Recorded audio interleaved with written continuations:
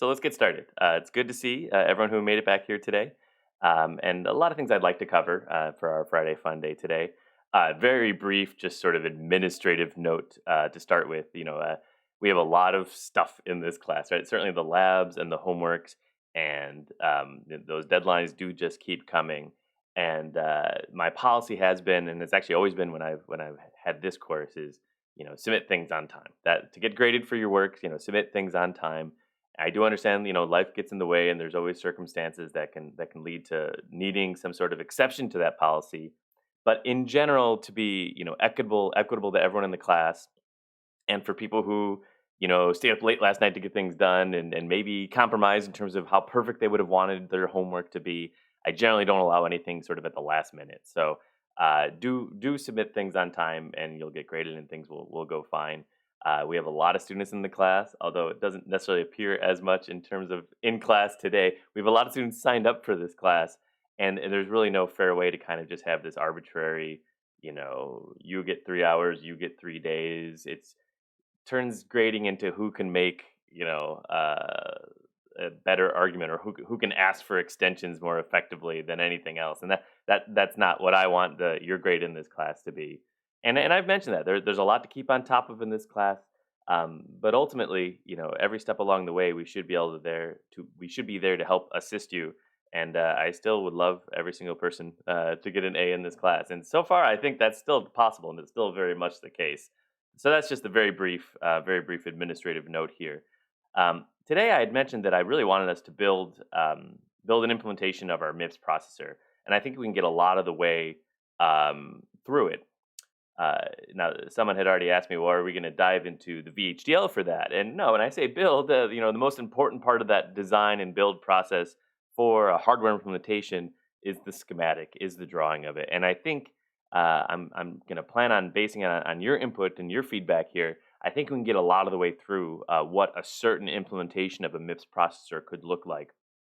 When you convert that to VHDL, the devil's always in the details. But in terms of the main top level structure, we have been learning a lot about the functional units required for that. And the question really is only an implementation strategy. How do we all connect it together? This is where we left off on Wednesday with the I type instructions. Add immediate was maybe relatively straightforward because the immediate was just directly encoded and we know we're adding it. So the question was that sign extension was the only issue there. With branches, it's a little less obvious in terms of how that label gets translated to an actual value at the end of the day. And there's nothing that you could say based on just this instruction in complete isolation. There's no reasoning you can make to say that exit corresponds to an immediate value of 2. It's a relative position of this label to the current program counter associated with where this instruction happens to be. And for reasons that will start to make even more sense as we look at some of the implementation details, we assume the PC offset for branch of 0 corresponds to the very next instruction. So PC plus 4 is already sort of baked into and assumed as part of the branch target address. So the value that gets encoded in that 16-bit immediate actually corresponds to how many instructions away from PC plus 4 from the next instruction is corresponding to this label. It can be both positive and negative, just like for our add immediate value. And that also, I think, makes some sense. We sometimes want to branch forward in our instruction memory, but very often for loops and other reasons, we want to branch backwards. We want to go back to some previous point in the code. And then that's the big picture. The only other little gotcha is for the same reason with our load words, we know that every offset is going to be this multiple of 4 because we're loading these 4-byte quantities. Really, the same thing is equally true for our branch instructions as well. We're never branching into the middle of an instruction. So the end result of our program counter after having taken a branch instruction is always equally going to be a multiple of 4, just like for our load word instructions and our data memory addresses. And for that reason, we can gain a little bit more flexibility in that use of the 16-bit immediate for our I-type instructions for branch by assuming that and effectively taking this value that's encoded here and multiplying it by 4. and it's not an actual multiplication. I mentioned that very quickly at the end of Wednesday. You can think of it as an actual multiplication operation, but if you know you're always multiplying something by 4, that's a shift left logical by 2. And in the case of VHDL, that would just be appending 2 0 bits at the end of the value that gets calculated there. Right, so we can branch forward. That would correspond to the positive values in that 16-bit signed immediate. We can branch backward. That would correspond to negative values in our 16-bit signed immediates. So you'll see as you look at the encoding for those branch instructions, it's pretty obvious whether it's forward or backward because the negative ones will all start with FFFFF, and the positive ones will tend to start with 00000 for positive versus negative for the direction that we are actually going to be branching. There's still a limit here, right? We still just have 16 bits to encode how far away we'd like to jump.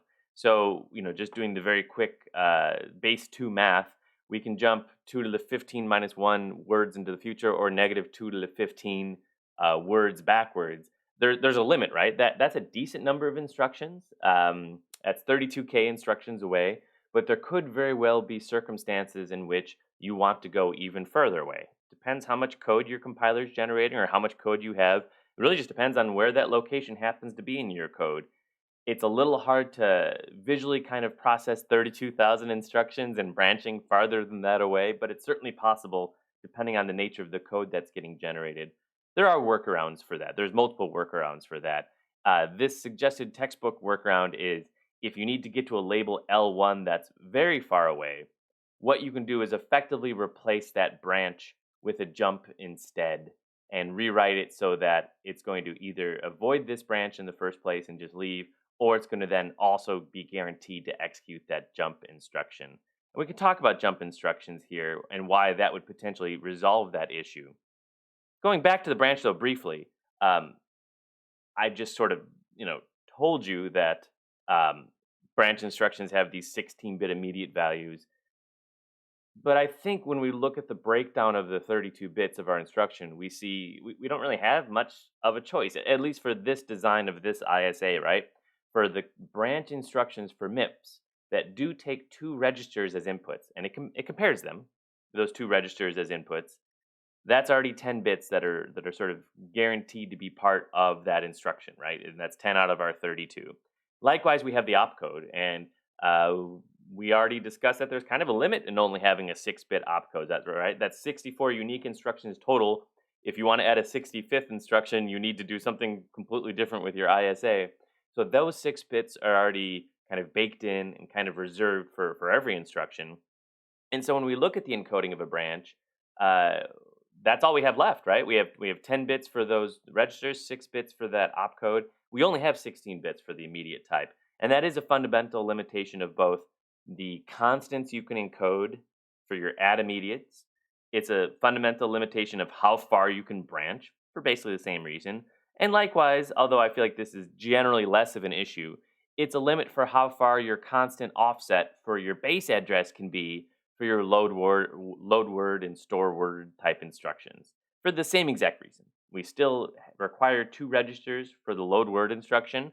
One of them is now a destination register, but otherwise it's still 10 bits. There's still the opcode that's required. That leaves us with just 16 bits to encode this constant value here, and that is a limit of how far away our a of I plus whatever, that constant can be for our load and store class of instructions. That seems like a decent amount.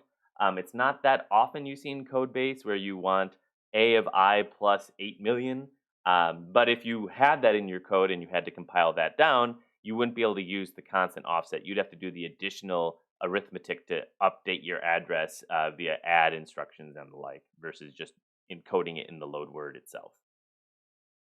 And then finally, we have the so-called J format or J type instructions, and that's dedicated for the jump instructions. And for that reason, the jump instruction, is the simplest looking one, right? It doesn't mention any of these registers in the basic version of the jump instruction, right? It is jump, or there's also a jump and link variant. That's all that's really encoded there. The rest is just kind of hidden in the ISA definition for what the instruction is supposed to do. And so for that reason, we just have more, you can call it immediate, or you can call it the jump target. We just have more bits associated with that jump target address or that destination label for our jump instructions than we have for our branch instructions in MIPS. Still have the 6 bits for the opcode, but again, looking at jump or looking at jump and link, there's nothing else. That's the entire instruction. It's jump to a label. But in terms of what values are encoded in the instruction, that's it. The opcode and the label, the target destination. So we have 26 bits for our J type, our J format instructions. And for that reason, we can actually jump quite a bit further. It's kind of similar to what we do with the branch, where we recognize that we're never jumping into the middle of an instruction. And consequently, we can still do that sort of multiplication by 4 here. And that's what that's attempting to show here, that we append the 2 zeros here to that encoded target address.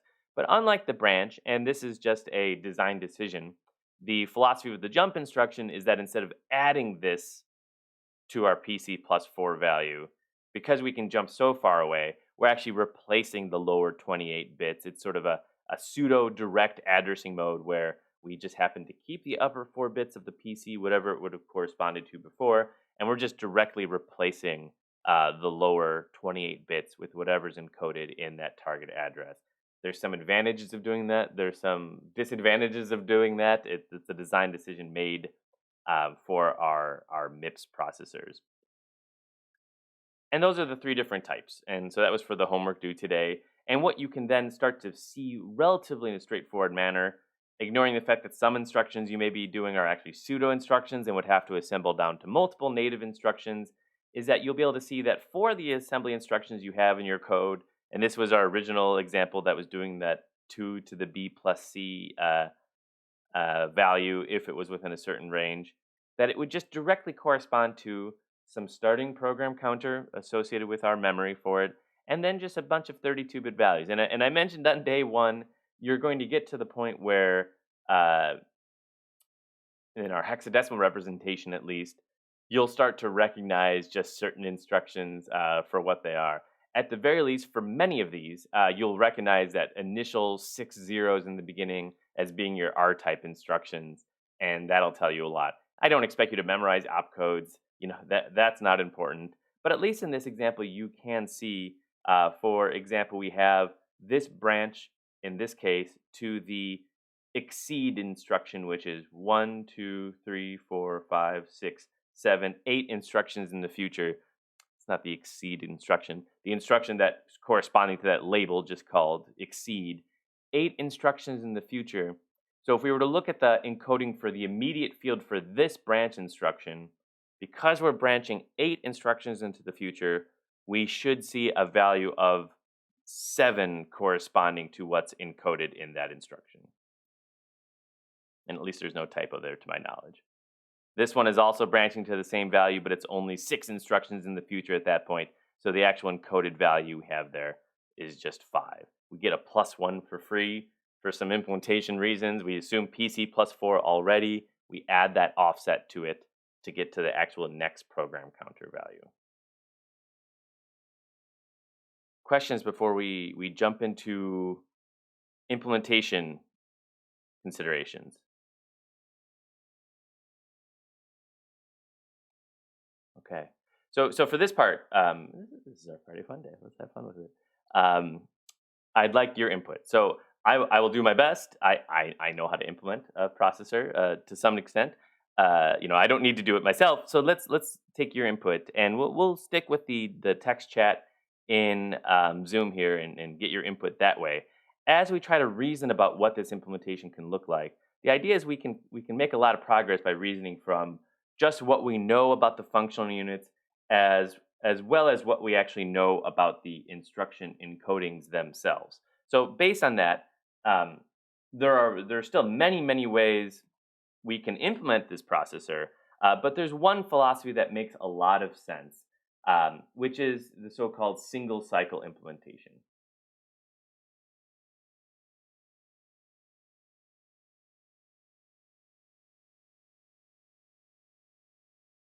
And we talked about that connection between an ISA and its underlying microarchitecture.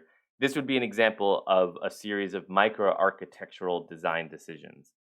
Right. So far in lab, you're still basically doing things at the digital logic level. You're building the individual functional units, and we're starting to wire them together, but I've basically told you, please wire it this way and implement it this way. In Lab 3 and Lab 4 and so on, it'll become more and more obvious that we are, in fact, also implementing a single cycle processor. The philosophy, the design philosophy behind the single cycle processor is kind of as implied by the name. That is, we have a clock signal that's ultimately timing this entire circuit, that we would like to get the entirety of the implementation done for any given instruction in just a single one of those cycles. And that's just what the name's implying. Where at a conceptual level, we know that no matter what the processor, for our stored program style of implementation, which would be nearly all of them that you would ever see, there's this effective cycle that we do. That fetch, decode, execute cycle. And I'll just write EX here.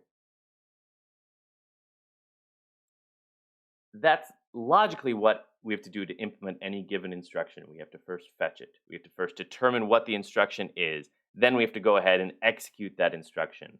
That philosophy or that logical flow doesn't tell us anything about how we are doing those things. Just the stored program concept is stating that we have to first fetch things because our programs are stored in memory. Then we have to determine what that given instructions are, what they are meant to do.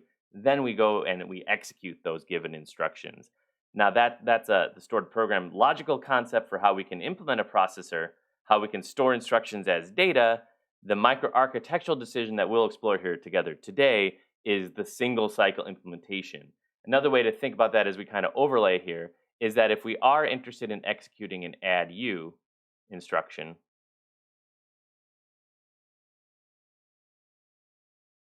and maybe this is obvious to based on just the name and that depiction here, the entirety of that fetch decode executes cycle of execution happens within that single clock cycle. Everything we have to do gets done by then. We can't necessarily easily reason about to what extent the different portions of that single clock cycle are allocated to the different stages, but logically, there's definitely an instruction fetch stage happening at some point. Oftentimes we end things on one edge or the other, but at some point there's instruction decode. Well, let's call that decode for now, and then there's an execute cycle. And no matter how long those things individually take, and later we'll split it into a few more logical stages, but everything else gets packed into that execute stage. No matter how long each of those individual parts may take, for the single cycle implementation, our design philosophy is we get them all done by that next, in this case, falling edge of the clock cycle. It doesn't matter if it's really rising edge or falling edge. We just stick one and stick with the single edge design methodology. So having said that is very limiting in terms of what we can do all within have to fit it all within a single clock cycle. It has some serious implications on our resulting performance of the processor. But the nice aspect of that is it forces you to really think about what are the combinational circuit elements that I'm dealing with, what are my sequential circuit elements that I'm dealing with, and how do I connect them together so that everything gets done in a single clock cycle. So remembering back from about a week ago now, we'd like to fetch our instruction. What do we need in order to fetch an instruction? For in terms of functional units, in terms of blocks in our diagram, what do we need to start with our instruction fetch? We absolutely need memory. I've lost my mouse cursor here. Absolutely, we definitely need memory. And oftentimes, it makes a lot of sense to separate our instruction memory from our data memory, even if ultimately it's physically the same memory at the end of the day that maybe has multiple physical ports on it. Logically, it makes our diagram a lot easier to draw. And even in lab number 4, we're kind of hand waving a lot of the memory implementation details where you start to work on it. So absolutely. So we would start with needing and requiring for our fetch, I don't need to draw it necessarily that large, our instruction memory. Not to belabor the point too much, it's a memory. What ports does it need on it? There would be a clock. Clock is everywhere. We tend to think of, that's a very good question. just like how you implemented your register file, or you're in the process of implementing your register file, it tends to be the case that reading from a storage element, be it a memory or a flip flop, anything that's implemented using SRAM, can be done in combinational logic without requiring an edge of the clock to be able to read from an element. So, yes, that instruction memory would require a clock. It's not necessary for us to worry about the clock for reading from instruction memory. So we definitely need address and data ports. And we know a lot about MIPS, that it's all this 32-bit architecture. And so we are generally presenting a lot of different ways we can draw this, but I'll just call it address. And we have some data. Um, it's a valid question to ponder, do we also need read data versus write data? And I would say technically we do for instruction memory, but logically it's okay if we don't. So we're reading from our instruction memory for our single cycle processor as we are implementing things. We just worry about that read operation for our fetch. We can kind of hand wave away and say, well, there'll be some bootloaders, there'll be some operating system that does the actual loading of instructions into memory. That's a separate process in which we treat the instructions directly as data. So even that doesn't require the right address ports for that. So that's a good starting point. What do we connect to our address lines of our instruction memory?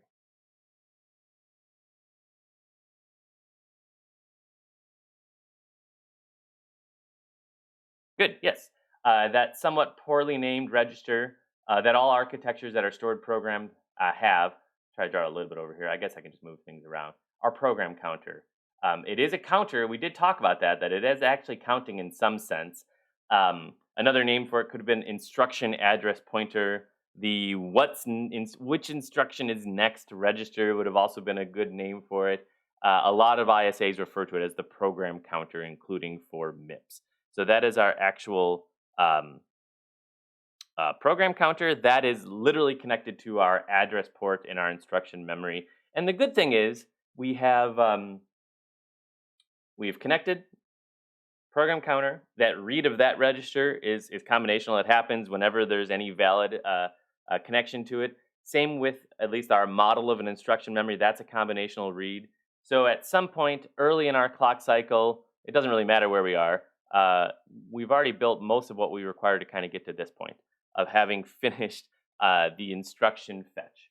And it's a little hard necessarily to logically draw what's now happening right here with this, because there's nothing necessarily physical happening. We have 32 bits.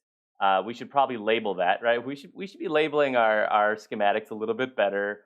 Cur PC or something, right? We need to label these as signals, and the more we label them, the easier it is to name our signals in our VHDL. The less likely we're going to deal with multiple drivers or disconnected things. So we have our instruction that we've actually fetched. Congratulations, we're 1/3 done already. And while we wouldn't necessarily put this on our schematic, um, and in fact, so for that reason, drawing this is a little bit ugly, we can actually think about the logical breakdown of what's actually inside that instruction, where we don't necessarily know yet what instruction it is just by looking at it, but we can certainly think about it and say, well, we know that no matter what we're doing, there's a 6-bit opcode, right? And otherwise, there's potentially other things that comprise that instruction. If we assume, just for now, that we assume that this is an R-type instruction that we're fetching, we do know the remainder of those fields.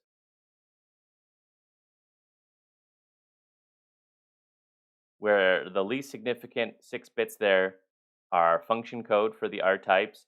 We then also have our, there's lots of different names for them, but you can call that your RS, RT, RD, and then we have that shift amount, which we kind of agreed as a class was somewhat wasteful on Wednesday. Why encode that shift amount if very few of your instructions are shifting? Well, that's just what we happen to do. So if we were to assume that our instruction was an add U instruction, or add unsigned instruction, T0, S1, S2, we actually can directly know what would be corresponding to those fields. There's a little bit of a chicken and egg here, but let's draw it out ourselves. We would know that there is an opcode of 0. So this actual value would be 0. Likewise, we know that there's source 1, source 2, and destination. There'd be a decimal or binary or hex encoding of what those 5 bits would correspond to. It's 17, 18, and 8. Shift amount would be 0, and you're not expected to have this memorized, but I just saw it on our lecture 3 slide. Our function code would be 33 for that particular instruction. That would be the encoding of that instruction into the various instruction fields for this R-type instruction. The reason I said this is potentially a chicken and egg kind of issue is you don't actually know whether it's an R-type instruction or not yet, right? We have not decoded the instruction yet.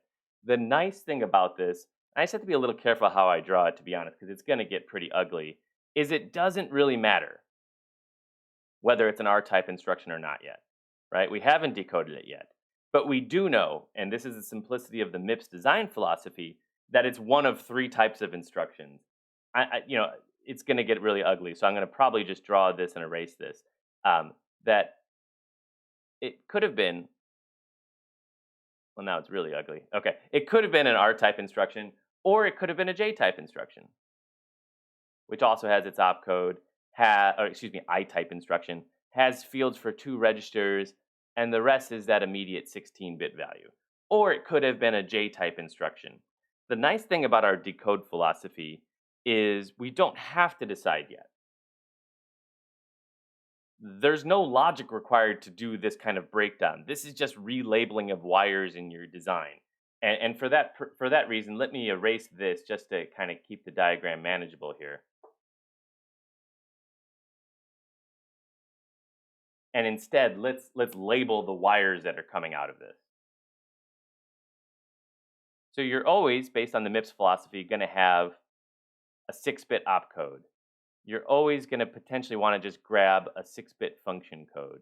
And the rest you're also going to want to grab. Let's just draw a couple of them. Let's call it, these are 5 bits, the RS, RT, and RD lines coming out of our instruction. There's no logic to do that, right? That's if it's a standard logic vectors, we're just grabbing those bits and relabeling it as a different wire. We had a signal called instruction, which was a 32-bit standard logic vector. We also then just connect this signal we called op to the most significant 6 bits of that 32-bit instruction. The VHDL for that is just one line of data flow that you put anywhere you want in your code. And so if you're concerned about the question of, well, are these 16 bits, are they RD, shift amount, and function, or are they immediate 16? Which one are they? The answer could be, they could be both. So implement them as both. It's just wires, right? So we can simultaneously pull off these 16 bits and call it shift amount, RD, and function, and pull off those same exact 16 bits. And we're basically just fanning out that wire and saying, yes, it's also a signal called immediate 16. And the same is for all those other fields. You pull them off for all 3 different types of instruction types, for the instruction formats and MIPS. And then we have to relatively quickly figure out, what type of instruction it actually is to call this a decoded instruction. We tend not, if you look at the textbook as well, to draw this in a very structured, logical way. But this is the so-called decoder or control logic module that you would then require here. Let's draw it over here. And it's drawn as sort of an egg or a amorphous oblong shape here. And that's your decode / control logic. And I think it's important to note that in lab so far, we're not doing any of that yet. Even going back to lab 2, but certainly it's more obvious, I think, in lab 3 and in lab 4. There is no control logic in those labs. You are the control logic, right? You are manually setting in your test bench what you want the various control signals to be to then correspond to instructions, because we don't have this path yet. So we could have implemented control logic already. It would just be pretty painful. You'd be filling out full 32-bit instructions, pulling the signals off, and then doing the control logic. We can still delay and do that. When you have signals like add or subtract or whatever that signal was called, you're just manually setting that for now. But what's going to happen instead in our real single cycle implementation is we'd be taking that opcode as an input to that decode slash control logic to set various things that we need to know, including probably most importantly to start with, what is our ALU doing? And we know there's a requirement for one of those, right? What is our ALU? I think the book calls it ALU op. What is the operation that our ALU is actually doing at the time? Right now, our ALU does two things: it adds or it subtracts. That's the signal we've been calling n add sub, but it's the same concept. We're taking our opcode, and for our R-type instructions, we would also then need to take our function code as well as an input, because the opcode tells us very little. The opcode's always 0, so that doesn't tell us much about what the ALU is doing. We're also taking in that function code, and it's something of a two-stage decode logic. First 6 bits tell us if it's R-type, I-type, or J-type, as well as potentially quite a bit about the instruction. If it's R-type, we also then have to look at the 6 bits of function code.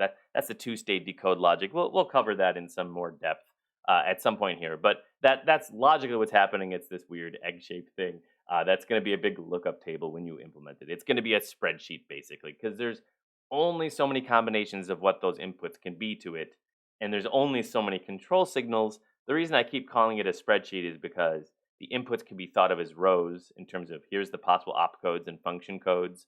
The columns can be thought of the control signals. Here are the various control signals that I believe my implementation requires. I know we have very few so far in lab. They're going to continue to grow.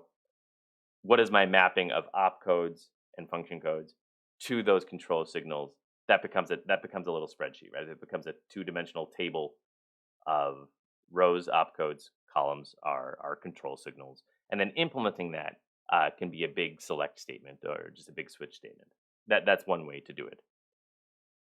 Okay, so we have program counter, instruction memory, and we have this instruction, which is really just a logical breakdown of wires. What else do we need?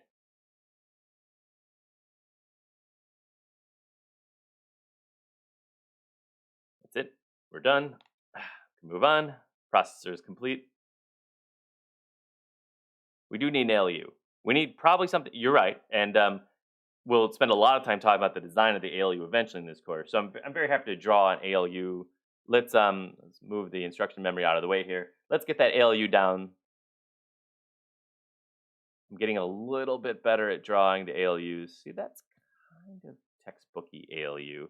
And I've already mentioned that we're eventually generating control signals for that ALU, telling it, hey, here's the actual operation you want to do.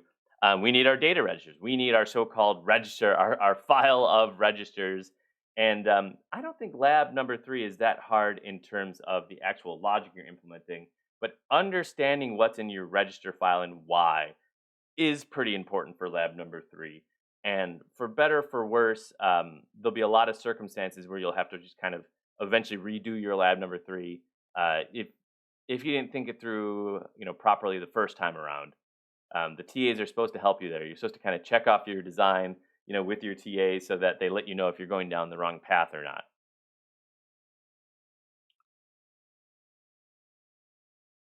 Okay. What ports do we require on our register file? We've done this once before, but let's do it again. There's different naming conventions that are fine. We definitely need addresses and data. Now we need to be a bit more precise than that, though, right? For the register file, at least. That's correct, but we need a bit more precision than that. We definitely need a write enable. That was, for some reason, a debatable point um, amongst the TAs, but it definitely needs a write enable port. As someone asked, and I answered, you don't always want to write to the register file, so you do need a global way of turning on and off the write operations.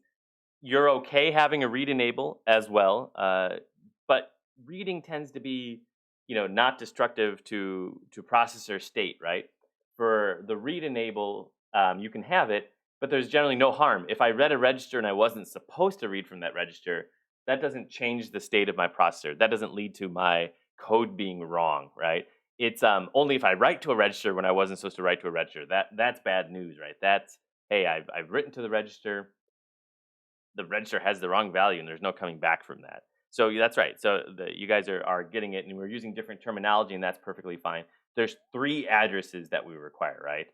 There's the write address, if you want to call it that. And this naming convention is fine. It's relative to the register file versus relative to the instructions naming convention. A read address 1 and a read address 2. And these are all 5 bits. We've talked about that before, and now you're seeing it directly in the instruction encoding. But conceptually, what's mostly important about that is we've said there's 32 registers, so 5 bits is all you would ever need. That part is, I think, kind of important to be able to click in your mind. What would we even do with a 6-bit of read address? There's only 32 registers that allows us to access 32 things with 5 bits. 2 to the n, so 2 to the 5 is 32. That part's important. And we can actually, there's more. If we are setting a, we'll put inputs on the left side here. If we're setting a write address, there's also write data. That's now a 32-bit value. The result of our add u instruction has to get back to the register file. And then there's going to be read data ports. Someone mentioned reset. That's also important. That's kind of separate from the instruction fetch execute cycle, in that that's sort of a physical power on type of thing that may have to happen. Other ISAs have explicit reset instructions, and we don't really have such a thing. And certainly, if not for reading, certainly for writing to the register file at the end of our execution state, and that's just one way we symbolize requiring a clock input for this sort of thing. But now I think different from what we were able to do before we were working on the instruction encodings, we can actually wire a lot of this up. It's an add u instruction. What's a connection we can make in this diagram here? There's a whole bunch. We'll have to then erase some of them, but we can make a whole bunch of connections. Yeah, absolutely. So we know our ALU is going to have 2 inputs that are also going to be 32 bits. We could label those if that helps. Everyone's going to call them something different. A, B, and F is perfectly fine. And for our R-type instructions, and that applies to a lot more than just add u, but certainly it applies to add u. The output of our operation is going to correspond to what we're going to want to write back into the register file.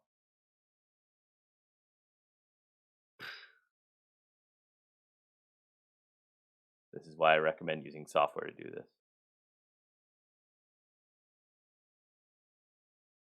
Cool. That's still lab 2 stuff, but yeah, absolutely. Write enable to control logic is a very important conceptual point.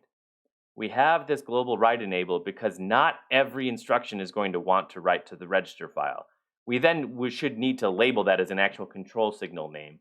You wouldn't want to call it write enable because that's a bit too generic. It's not clear what that corresponds to. The textbook calls it reg write, and I think that's a good enough name. Reg write enable, something like that. Do we want in this instruction to write to the register file? I'm not going to actually draw that connection, and you don't have to in your schematics either, because that's going to get ugly very quickly. But we had an ALU op control signal we're generating. We certainly need to also generate a reg write signal in that little egg-shaped blob of logic we call our decode/control logic. Right, because for add u it's not an issue. For the R types, it's not an issue. But in general, we have to look at our opcode, and amongst a lot of other things we have to look up in our spreadsheet here, we have to certainly look up, hey, does this instruction need to write back to the register file at all?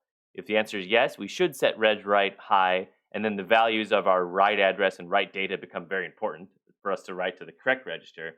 If the answer to reg write is 0, then it doesn't really matter so much what all these other signals are, right? We can't really screw things up. We're never writing back no matter what, because reg write is 0. It's sort of a global write enable. You'll be wanting to AND those bits of the decoder output with that reg write signal or that write enable signal. And no matter what we do, we can't really screw up our register file when we do that. And then otherwise, and you guys, it sounds like you do have it, we're connecting the actual address fields in our actual 32-bit instruction to those equivalently named or correspondingly named ports in our register file. Wish me luck here, but let's actually connect those. RS would connect to our read address 1. At least for this class of instruction. We'll see where this gets a little even conceptually messier.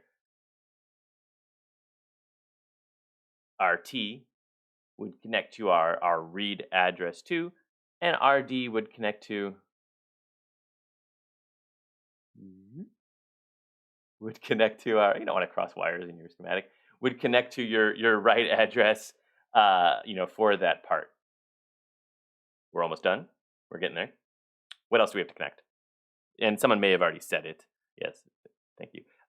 Someone may have already said it just looking back at the messages here. But no one said it yet. And then the actual ALU inputs, at least for these R-type instructions, again, the instruction we're loading or executing here is take register 17 and register 18 and add them together. Assuming you've implemented all the internals here correctly for lab number 2, that's directly what would be on these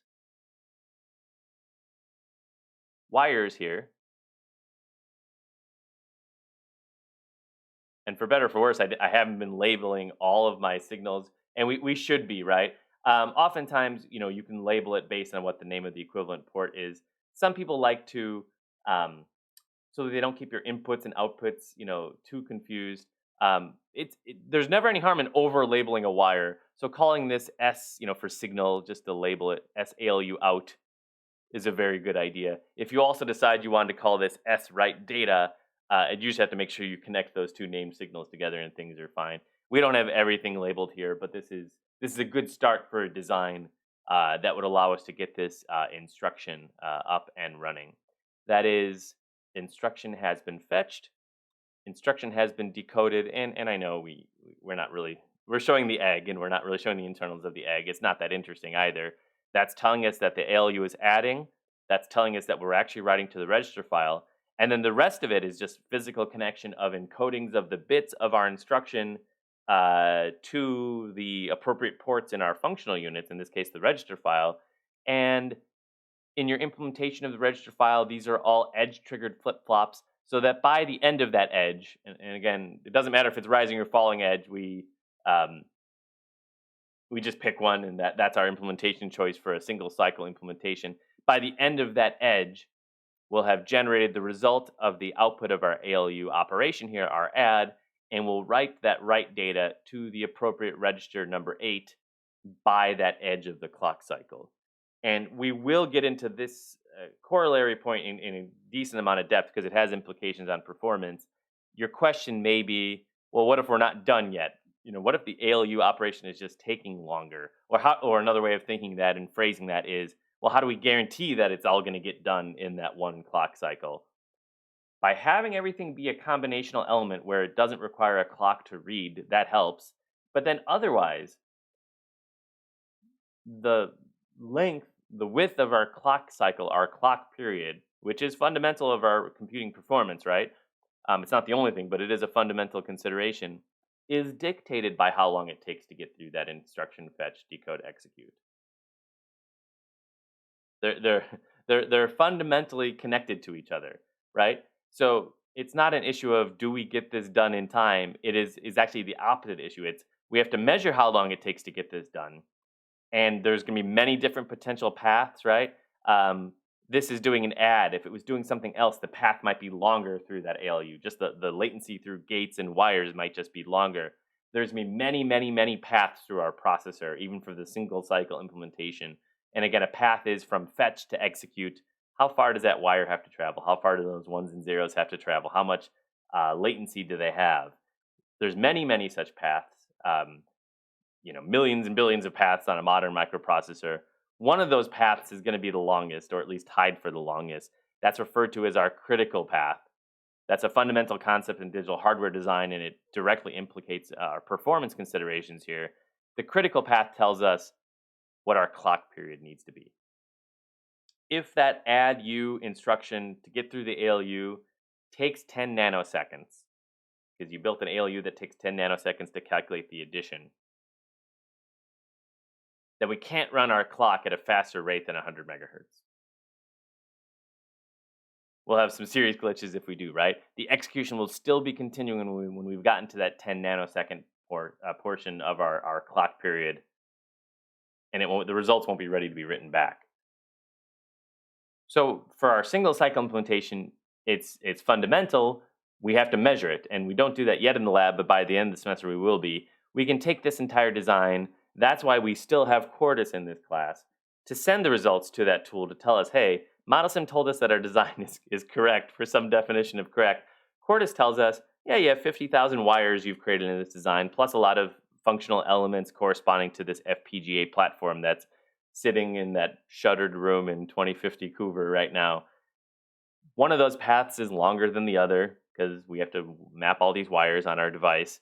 Here's your critical path. Here's the clock frequency you could run your single cycle processor at. And while everyone's processors will look mostly the same, you'll have significantly different results for your critical path because it's a very sensitive thing. To very small tweaks in how clever you make your register file can implicate your critical path and can impact your performance pretty significantly. So that's part of our processor. What if instead of our add u instruction, it were, and I'm not gonna draw the instruction fields here. What if it were an add I instruction?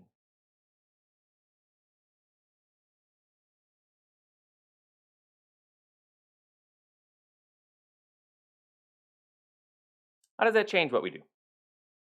What's different about our instruction encoding as we go from add u to add IU? They're very similar looking. In terms of our fields, what changes here?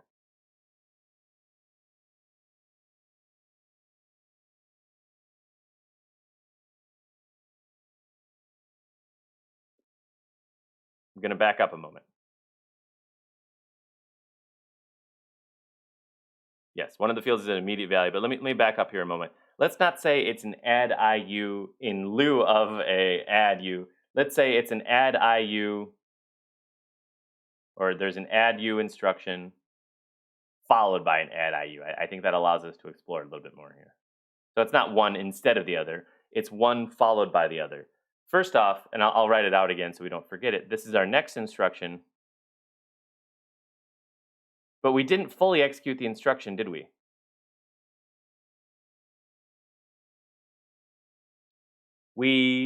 And your answers are looking correct in chat.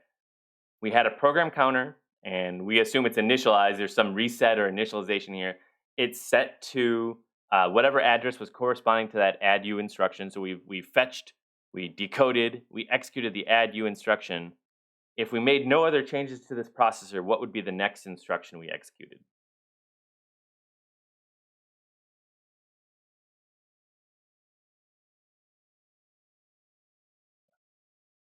You're you're lucky that we are out of time for today.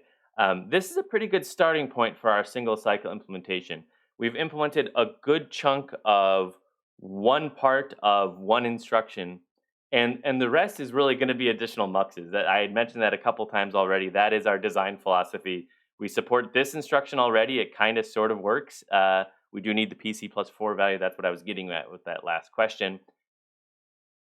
And then when we consider the other instruction types and how to support them, the difference is almost always going to be, well, we need to consider our inputs may be different, so we need muxes on our inputs. Then we need control signals to drive those muxes, and then we need additional control signals associated with that, with those muxes and those control inputs that we have for those muxes. We have to talk about memory. We have to talk about branches. We don't have to implement everything today. We got about 10% of the way through it. Um, Depending on feedback, we can either continue this exercise on Monday or we can jump into the next topic on the MIPS ISA. And we can keep coming back to that. That's also perfectly fine. Otherwise, everyone enjoy their weekend. We do have class on Monday, and I look forward to seeing everyone there.